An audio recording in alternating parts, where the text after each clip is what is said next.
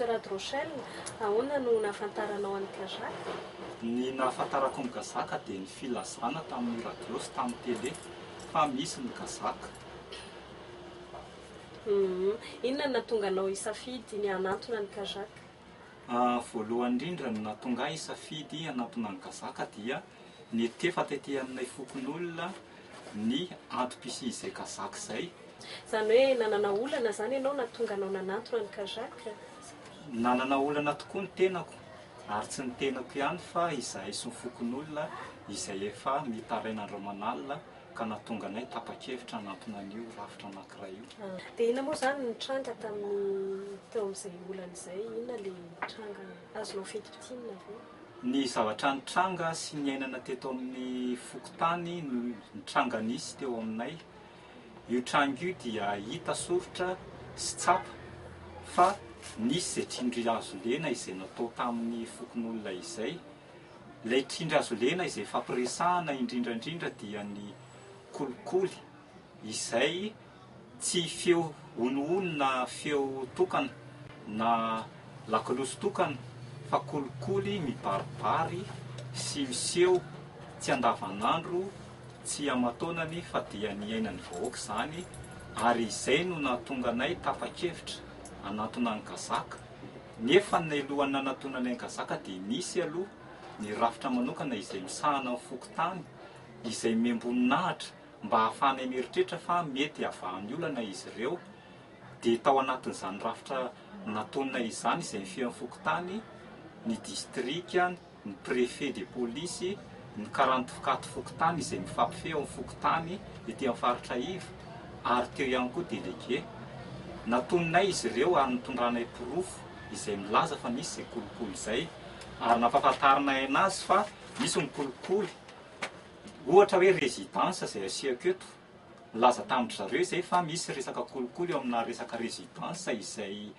alainay fokon'olona. Tsy misy quittance ny résidence, mangony fotsiny ny olona tsiray fokotany. Ty asehoko ty zao olona tsiray fokotany aminay nefa dia mena résidence. Ny fokotany misy azy zao araka ny voalaza eto dia fokotany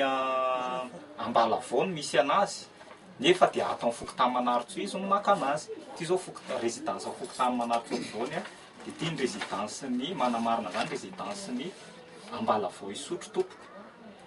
Naseho anay ny délégué reo tompoko, ary nampahafantarinay anazy fa tsy isam-bahoaka ao amin'ny fokotany Manaritsoa voany izay voalaza ny eto ambany fa ao amin'ny laharana fa 720 sy 700 ao amin'ny bokin'ny fokotany na ao amin'ny bokim-pokon'olona misy an'ilay olona, dia no hamarininy zany fa tsy tao izy. Mampalahelo anefa dia toy ny antsoantso any amin'ny efitra ny feonay vahoaka satria tsy neno anay ny délégué, tsy neno anay ny distrika, tsy neno anay ny préfet de police. Nataony zareo tsinotsinony zany. Nampalahelo zany ary tao anatin'ny 3 taona niainanay fokon'olona io zavatra io. Mangony fotsiny ny fitakiana tike amin'ny fokon'olona izay tsy ara-drariny sady tsy mifanaraka amin'ny lalàna misy eto amin'ny tany sy firenena izay ifampifehezan'ny commune sy ny fokotany. Voalaza eto amin'ity ambany ity fa ito ambany kely ito hoe fanadiovana. Dia zao misy karatra izay hitantsika ty ambony ity, karatra be fotokopenay. Io karatra io no atao hoe karatra fanadiovana izay fandoavana efa-jato isam-bolana, nefa dia mbola mitaky amin'ny fokon'olona ny sefim-pokotany eto hoe karatra fanadiovana, zany hoe impiry zany le olona no angalana izay karatra ny fahadiovana izay. Fa ny tena ara-dalàna dia ilay karatry ny Aindao izay naseho teo, le karatra lehibe, iny ihany tompoko karatra fahadiovana. Fa ny ankoatran'izay dia osoka. Mahosoka azy dia zao, tsy lalànan'ny fokotany no mitaky tike amina mpivarotra eo amin'ny resaka fientry ny tsena, fa anjaran'ny firaisana ny impiry na ny imprimerie no mitaky an'izay. Ka aminay dia trindry hazo lena sy fangalana vola miopapana no ataon'ny fokotany, mango fotsiny tsisy quittance, tsy voamarina zany le vola satria tsisy le quittance. Dia naseho anay ny délégué reo pirofo rehetrarehetra ireo, tsy ndrarahiny délégué zay, tsy ndrarahindreo rafitra ireo, ka hoy izay fokon'olona ndrahina hoe andeha isika hitady rafitra manokana miady amin'ny kolikoly satria hita fa kolikoly goavana, trindry hazo lena, fanaovana barofo anay fokon'olona ary ny tena mampalahelo dia endrika mampiseho fa tsy tokom-pahefana izay fokon'olona manoloana an'izany kolokolo izany. Eny ary rehefa niraisy ny kazaka zany ny antota taratasy noentinareo sy efa reny tantara noentinareo teo amin'ny kazaka dia inona ny zavatra nitranga avy eo? Rehefa vita le tao amin'ny kazaka dia tonga le fiantsoana tany amin'ny Beanko dia niadiadiana zahay dia vita fanadiadinanay a dia nisy taratasy maromaro moa miresaka anaran'olona maromaro dia nisy convocation na rehefa tonga taty apotony mihitsy zany dia Bailalala teny nanadiady tety dia le olona fa volombelona niaran'le vona zany a napetsoina teny tsirairay anadinaovana fanadiady. Mbola nampanatsoina tsirairay izay vavolombelona teo alohan'ny fitsarana dia nanatsoina nampiantsy le madama lehibe fitsarana hoe minina ve ozy izy nareo fa anangana ny tananareo avarana ka ilaza marina eto alohan'ny fitsarana dia eno atompoky mininy zay fa mininy zay fa anangana ny tanana avanana ilaza marina sy ny zavatra nisy teo amin'ny fokotany dia nalazaina moa le izy dia inona avy ara ozy izy dia le carnet nena dia nasehoany teo le carnet sehoan'le madama. Dia rehefa takotra ny enan'ireo vavolombelona ny teo anivon'ny Beanko dia niantso an'ny présidentanay sy ny vice président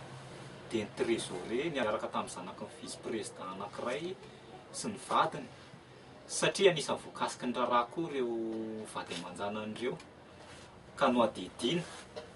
dia niporofona tao fa vao marina fa tsy nahazo quittance izay satria tao anatin'ny bokim-bola pokotaninay dia 0 ariary. Mbola miporofona ihany koa fa nisy osoka nataon'ny fokotany dia nampanatsoina ireo nampanatsoina zanaky ny vice présidentanay dia vao marina fa nisandoka soniana trésorier ny zanaky ny vice présidentanay sy ny vadiny dia anisany voatarika tao anatin'io raharaha io zareo ary rehefa voadinika sy vita koa ny fanadiadiana zareo dia niakatra teo anatrehan'ny seny pénal teny Faravohitra izay atao hoe parquet any momban'ny corruption. Rehefa tonga teo zahay dia noamarininy tao amin'ny parquet ny bokom-bola dia nijerevana fa hita taratra tao fa nisy osoka ny bokom-bola izany hoe tao amin'ilay soson'ilay bokom-bola nisy encre mitovy izany hoe raha normal zany tsy tokony hitovy ilay sora-bola izay miditra ny alatsinainy talata larobia misy zoma fa mbola nisy ihany zay na dia nisy ary zany zay fanadiady zay dia mbola nisy ihany zay fanaovana osoka izay ary teo anatrehan'ny vavolombelona sy teo anatrehan'ny aran'ilay kolikoly ny tao amin'ny parquet nanambara fa osoka goavana ny bokom-bola pokotany ary kolikoly no nandrakotra ny fokotaninay satria nahoana hita teo anatrehan'izany ihany koa fa nisy ny fisandohana nataon'ny zanaky ny vice président sy ny vadiny ary rehefa voamarina teo anatrehan'izay dia nilaza ny tao amin'ny parquet fa hiakatra fitsarana izay laza ny fitsarana fa nisy ny complicité nataon'izy ireo ary fanodikodoanam-bola sy ny fanaovana taratasy osoka ary ao anatin'izay koa ny bokom-bola osoka izay nataon'ireo araky ny didy mbola manamarina koa ny didy navoakany mpitsara nisy didy vonjy-maika izay navoakany milaza an'io raharaha io milaza fa complicité ny nisy tao amin'io fokotaninay io ary nisy ny kolikoly izay voamarina sy hita hatrany am-piandohana ka hatraty amin'ny fitsarana izay navoakany. Teo anatrehan'izany ady amin'ny kolikoly izany dia nisy tokoa ny fiandrasana kendron-tohana tsy tamin'ny olo-tsotra na ilay fokon'olona tsotra no nivoazay akendron-tohana izay fa tamin'ny zanaky ny trésorier anay no namoaka vava ary ny tena namoahany vava tadidiko tsara mihitsy fa nisy ny fiavian'ny kazaka teto amin'ny fokotaninay anao fanentanana ny olona mba hiady amin'ny kolikoly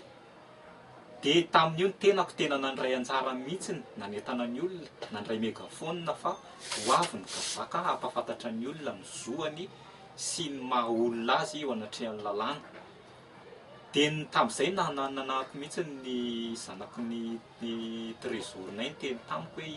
hoe inona ny tabatabain'ny lahinay fa angoa dia averiny lafahadinonay raha nanaova ny lahin'ny dadanay. Hoahako zany, hoahako manokana miady amin'ny kolikoly dia tsy hilefitra mihitsy ny tenako satria tsy mety io sady manimba firenena ary anisan'ny nanimba ny hoaviko io resaka kolikoly io ka toeriko hatramin'ny farany io ary tsy anaika an'io hatramin'ny farany a. Ny vokatra tsara indray ho an'ilay fokon'olona izay fokon'olona tsotra ny aran'andendeha sy ny aran-drireo teto amin'ny fokotany. Nisy ny vokatra tsara ary tsy nisy endrika ratsy tamin'izy ireo zany satria faly izy ireo fa afaka tamin'ny fanagetsana, afaka tamin'ny kolikoly, afaka tamin'ny trindriazolena, afaka tamin'ny fanaovana raha matahora amina resaka kolikoly satria ny zavatra nisy talohan'ny dina tamin'ny kolikoly dia valiteny braingana raha antanina ny président amin'ny resaka taratasy ahoana no lafo sy ny totongana vidina taratasy jadojadona sy fandrahonana no azo ka raha ny zavatra nisy dia niteraka fifaliana ho an'ny fokon'olona zany zavatra nisy izay ary tsy nisy vokadratsy ho an'ny fokon'olona manodidina zany.